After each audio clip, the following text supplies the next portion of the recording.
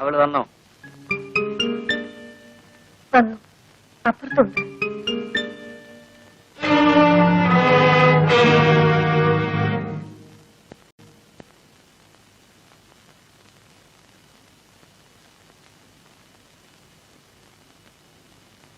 ഓ, മദാമ എത്തിയോ? നിന്നെ വാങ്ങാൻ ചെട്ടിയാരേക്കാൾ പണമുള്ളവർ ആരടി ഇവിടെ ഉള്ളത്? ഞാൻ എന്നെ വിൽക്കാൻ പോയതല്ല. ഞാനൊരു തീരുമാനം എടുത്തു കഴിഞ്ഞു. നമ്മൾ തമ്മിലുള്ള പങ്കുവെച്ചോടം ഇന്ന് അവസാനിക്കുകയാണ്. നിനക്ക് നിന്റെ വഴി, എനിക്ക് എന്റെ വഴി. നമ്മൾ തമ്മിൽ ഒരു പങ്കുവെച്ചോടം മാത്രമാണോ ഉണ്ടായിരുന്നത്? അതാണോ നമ്മൾ തമ്മിലുള്ള ബന്ധം? അങ്ങനെയാണോ നമ്മൾ ഇതുവരെ ജീവിച്ചത്? ആ, ഇനിയിപ്പോ അങ്ങനെ വിചാരിച്ചാൽ മതി.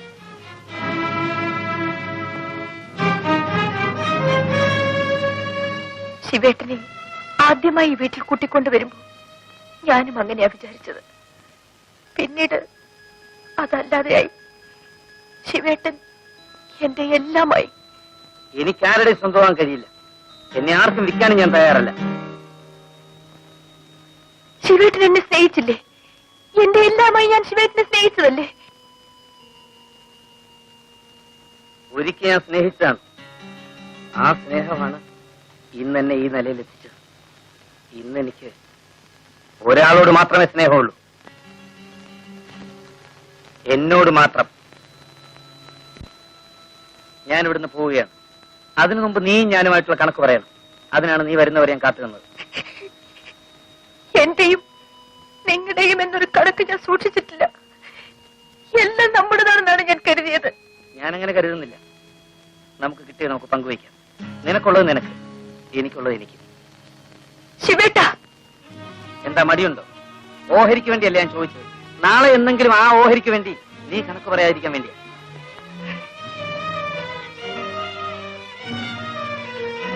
ഇതാ കിട്ടിയത് മുഴുവൻ ഇതിലുണ്ട്. ഇത് മുഴുവൻ ശിവേട്ടനെടുക്കാം. പകുതിയിലധികം ഇതിനകത്തുണ്ട്. വാങ്ങാൻ നിന്റെ സൗജന്യമൊന്നും എനിക്ക് ആവശ്യമില്ല.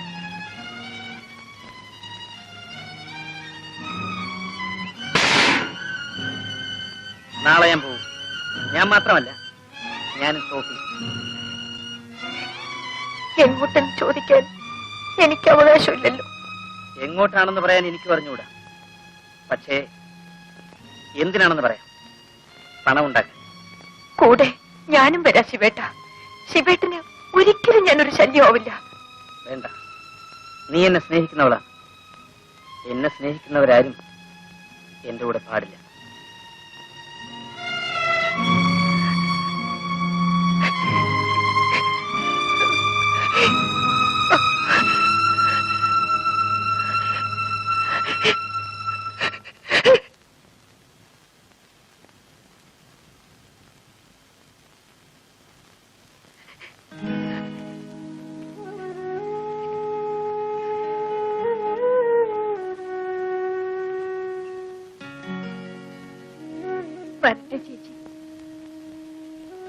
നീ വരുന്നുണ്ടോടി? ശിവേട്ട, പോകരുത് ശിവേട്ട. എന്നെ ഇവിടെ ഒറ്റയ്ക്കാക്കിട്ട് പോകല്ലേ ശിവേട്ട. ശിവേട്ട, പോകരുത് ശിവേട്ട. ശിവേട്ട, സോഫി ആദ്യമായി വീട്ടിൽ വന്നപ്പോ എന്നെ കുറിച്ച് സോഫിയോട് ശിവേട്ടൻ എന്താ പറഞ്ഞത്? ഞാൻ ശിവേട്ടന്റെ ഭാര്യയാണെന്നല്ലേ?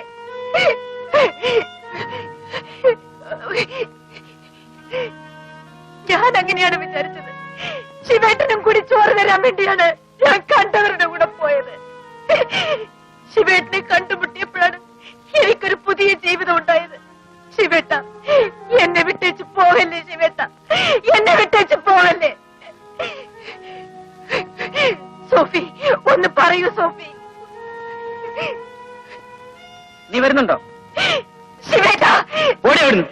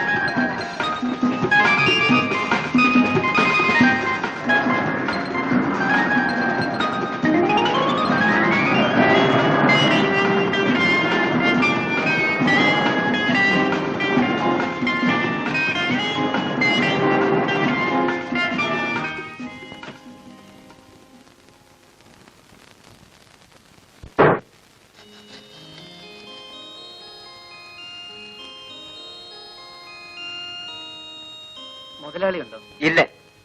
അപ്പയ്യ എവിടെ ഉണ്ടോ? உள்ள இருக்கு. நீங்க யாரு? ഞാൻ അപ്പയ്യയുടെ ഒരു സുഹൃത്താ. போங்க. മധുവിലക്ക് കരുണാനിധി വശനത്തിൽ ജയശങ്കർ നടിക്കും പുതിയ പടം. അപ്പയ്യ யாரு சிவனா? நீ எப்ப வந்தது? ഇപ്പൊ വന്നതേ ഉള്ളൂ. വരുന്ന വഴിയാ.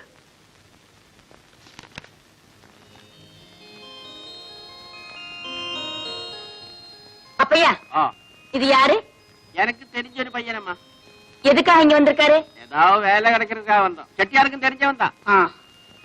அப்பையா, நீங்க இன்னைக்கு ஒர்க் ஷாப்புக்கு போகணும். வண்டி வேணும். ஃபியட் ரிப்பேர் கொடுத்து 3 நாள் ஆச்சு. அந்த மணி என்ன எப்படி பண்றான்? எனக்கு சாயங்காலம் வெளியில போகணும். வண்டி வேணும்.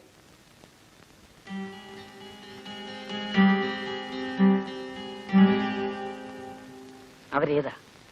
ചെട്ടിയാർ സംസാരം. ഞാൻ വന്ന അവർക്ക് ഇഷ്ടമായില്ലെന്ന് തോന്നുന്നു. പിടിക്കില്ലേ? എന്നാ ചെട്ടിയാർക്ക് പിടിച്ചാച്ചേ? നല്ല തന്റേടിയാന്ന് തോന്നുന്നു. നീ അതൊന്നും பார்க்க വേണ്ട. വാ. உனக்கு தங்கறதுக்கு வசதியான வேணும். அது நான் ஏற்பாடு பண்ணி கொடுக்குறேன். என்ன சௌக்கியமா இருக்கா? டிஃபின் கிஃபின் எல்லாம் சாப்பிட்டாச்சா? ஸ்ட்ரெயிட்டா அம்பட்ட வாராவன்.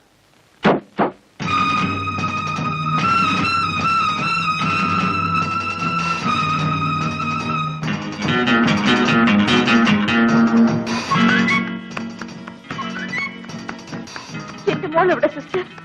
മേലെ ഉണ്ട്.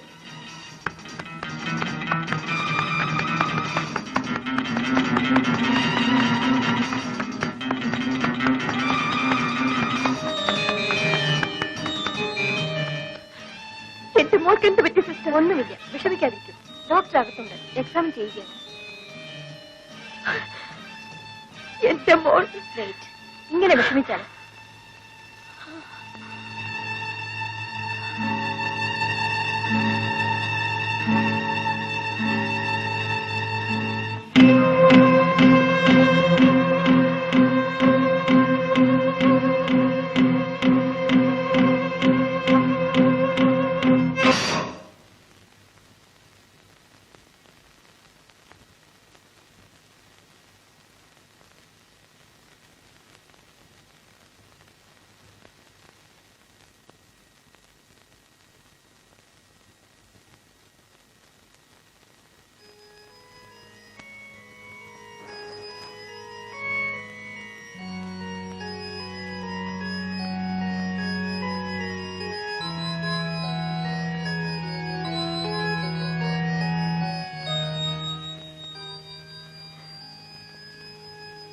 മമ്മിയെ വിട്ടുപോയി ഇല്ലേ?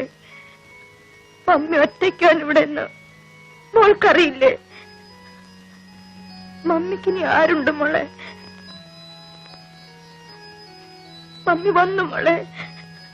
മമ്മി തീർച്ചയായും വരാമെന്ന് പ്രോമിസ് ചെയ്തല്ലേ? മമ്മിയോടൊരു വാക്ക് പറയാൻ പോലും മോള് കാത്തു നിന്നില്ലല്ലോ.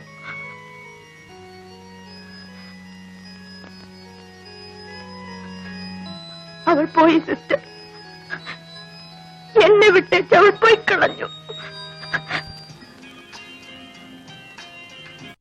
നമ്മളിങ്ങനെ ഈ നിലയിലെത്തുമെന്ന് ഞാൻ സ്വപ്നത്തിൽ പോലും വിചാരിച്ചില്ല ശിവേട്ട. നമ്മളെവിടെ എത്തി? എങ്ങും എത്തിയില്ല. എത്താനിരിക്കുന്നേ ഉള്ളൂ. ഇനിയും വളരണം, വലുതാകണം. ഈ ലോകം മുഴുവൻ എനിക്ക് വിലയ്ക്ക് വാങ്ങണം. എങ്കിലേ എന്റെ മനസ്സിന് സമാധാനം കിട്ടും. ഈ ശിവേട്ടനൊരു അത്യാഗ്രഹിക്കുക.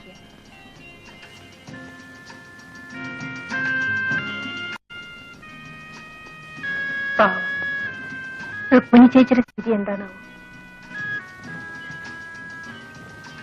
അതൊന്നും ഓർക്കരുത്. ഓർത്താൽ നമ്മുടെ സ്വസ്ഥത നഷ്ടപ്പെടും. അവൾ എങ്ങനെങ്കിലും ജീവിക്കും. മറ്റുള്ളവർ എങ്ങനെ ജീവിക്കുന്നു എന്നല്ല നമ്മൾ നോക്കേണ്ടത്, നമ്മൾ എങ്ങനെ ജീവിക്കും എന്നാണ്.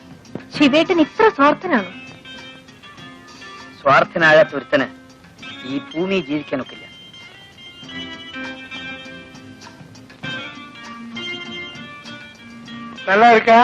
അവിടുത്തെ അനുഗ്രഹം കൊണ്ട് ഒന്നിനും ഒരു കുറവുമില്ല.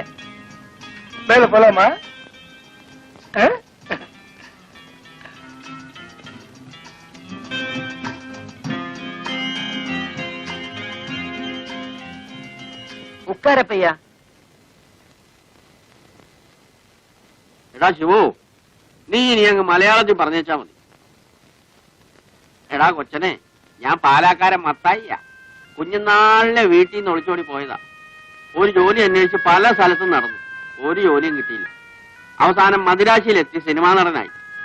ശ്രീരാമ വിജയത്തിലെ നായകനായിട്ട് അഭിനയിച്ചു. ഹനുമാന്റെ വേഷം. പടം 100 ദിവസം ഓടി. നല്ല പേരും കിട്ടി. പക്ഷെ എന്നെ ആർക്കും അറിയാൻ വയ്യ. കാരണം എന്താന്ന് വെച്ചാൽ ഹനുമാന്റെ മോന്ത വെച്ചല്ലേ അഭിനയിച്ചത്. അതുകൊണ്ട് എന്റെ മോന്ത ആരും കണ്ടില്ല. പിന്നെ ഞാൻ ചാൻസ് ചോദിച്ചിട്ട് നടക്കാനും പോയില്ല. പക്ഷെ ഒന്നുണ്ടായിരുന്നു, കുറേ കാലം നാട്ടുകാരെന്നെ ഹനുമാൻ മത്തായി എന്ന് വിളിച്ചോണ്ടിരുന്നു. അതിനുശേഷമാ ഞാൻ ചെട്ടിയാരുടെ കൂടെ കൂടിയതും അപ്പയ്യ ആയതും. ഇപ്പൊ നല്ല മുട്ടൻ സൗകര്യമാ. എന്നതിന്റെ കുറവാ. 2 ടാക്സി ഓടുന്നുണ്ട്. താമസിക്കാൻ ഇതുപോലൊരു ബംഗ്ലാവുണ്ട്. പക്ഷെ ഇതൊക്കെ ഉണ്ടാക്കുന്നത് ആർക്ക് വേണ്ടിയാ? ആദ്യം പണം ഉണ്ടാക്കണം അപ്പയ്യ, ഇഷ്ടം പോലെ പണം. എന്നിട്ട് ആലോചിക്കാം അത് ആർക്ക് കൊടുക്കണമെന്ന്. സ്നേഹിക്കാൻ ആരെങ്കിലും വേണ്ടേ? അന്നുണ്ടാകും. ഞാനുണ്ടാക്കും. சுவாமி, இங்க வேற யாராவது வரதுண்டா? என்ன தவிர ഇവിടെ വേറെ ആര് വരാനാ? சிவன் வேற யாராவது அழைச்சிட்டு வரதுண்டான்னு? ഇല്ല മുതലാളി.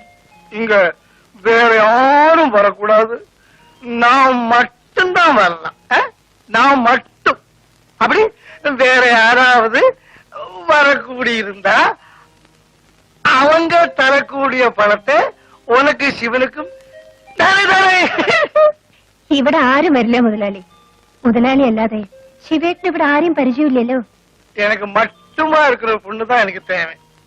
எம்ம அன்பா இருக்கணும், என் தேவைகள் எல்லாம் பார்க்கணும். அந்த மாதிரி ஒரு பொண்ணுதான் எனக்கு தேவை.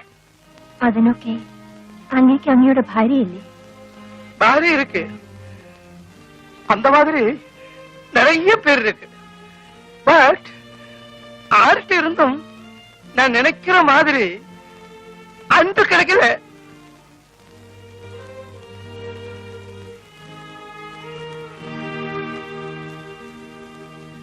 நான் பணம் நிறைய சம்பாதிச்சாச்சு. ஆனா பணம் கொடுத்து அன்பு விலைக்கு வாங்க முடியாதுன்னு எனக்கு இப்பதான் புரிஞ்சது. அது புரியறதுக்கு இவ்வளவு நாளாச்சு. It's too late. உனக்கு என்ன சிநேகிக்க முடியுமா? முடியுமா?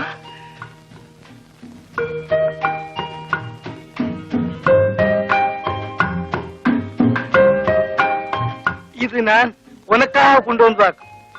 என்ன விலை தெரியுமா? 50,000 ரூபாய். நான் உனக்கு ஏன் தலையில தெரியுமா? நீ எனக்காக மட்டும் இருக்கிறதுதான். അന്ന് ഇപ്പോഴും സ്നേഹം വിലക്ക് ചോദിക്കണം.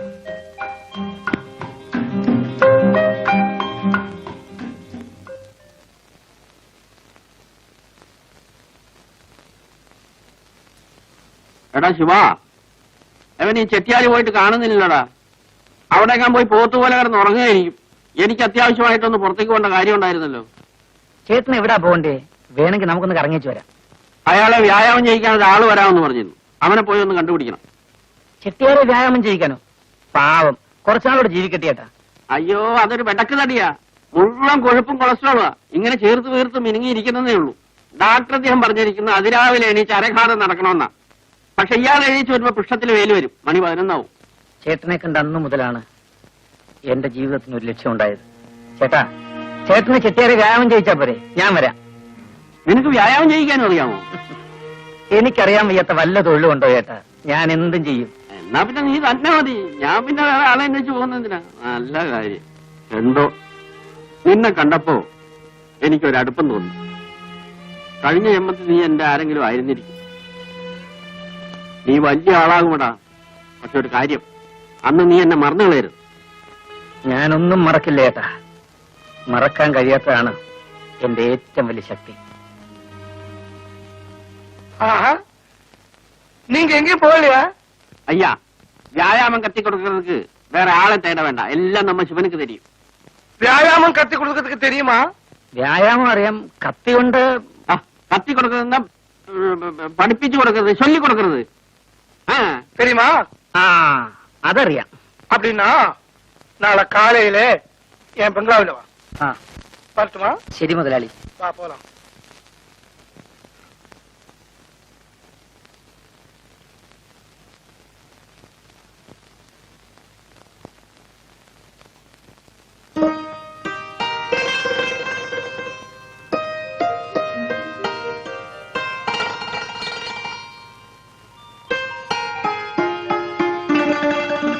ചെട്ടിയാര് തന്നതാ.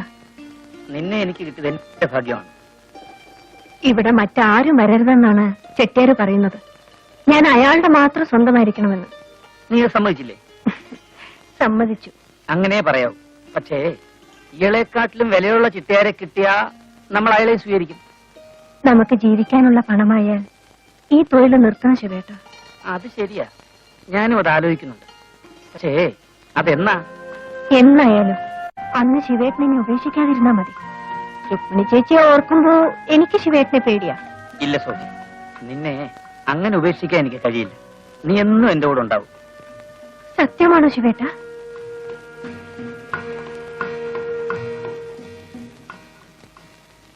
പറയൂ ശിവേട്ട, സത്യമാണോ ശിവേട്ടൻ പറയുന്നത്?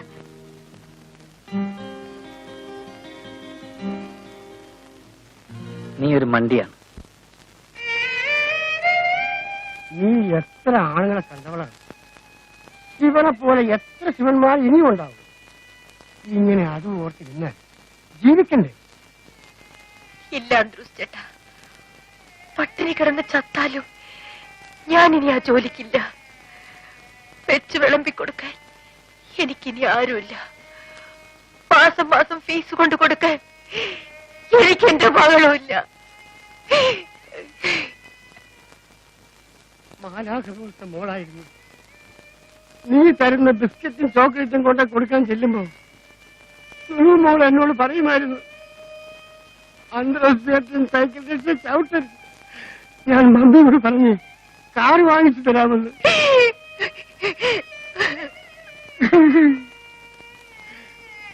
നമ്മൾ ശവിക്കപ്പെട്ടവരാണ് മോളെ.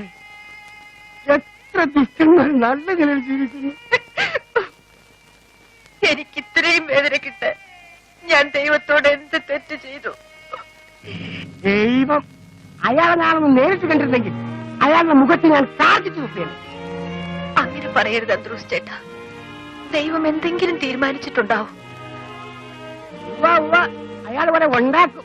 അന്ത്രൂസ് ചേട്ടാ, നിന്റെ സങ്കടം കാണുമ്പോ എനിക്ക് സഹിക്കുന്നില്ല. കൊച്ച്, നീ എന്തോരമായി അനുഭവിക്കുന്നു. സാരമില്ല, അനുഭവിച്ച് ഞാൻ മരവിച്ചു കഴിഞ്ഞു. ഇനി ഒന്നിനും എന്നെ നോയിപ്പിക്കാൻ കഴിയില്ല. ചെല്ലു, അന്ത്രൂസ് ചേട്ടൻ എന്തെങ്കിലും ജോലി ചെയ്ത് ജീവിക്കാൻ നോക്കൂ.